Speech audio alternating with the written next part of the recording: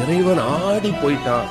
ஞானிகளாலும் கண்டுகொள்ள முடியாத என்னை மகனே நீ எப்படிப்பா கண்டுகொண்டாயின்னா அந்த ஏழை சொன்னா, இந்த ஊர்ல யாருமே என்ன மனுஷனா பார்க்க மாட்டாங்க ஐயா, என்ன பார்த்தா 100 அடி தள்ளி போயிடுவாங்க.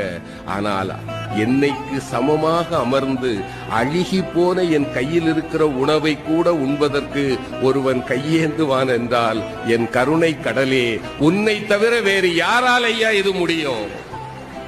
நீ என் முன்னே வந்து அமர்ந்த போதே நான் கண்டுகொண்டேன் நீ யார் என்று.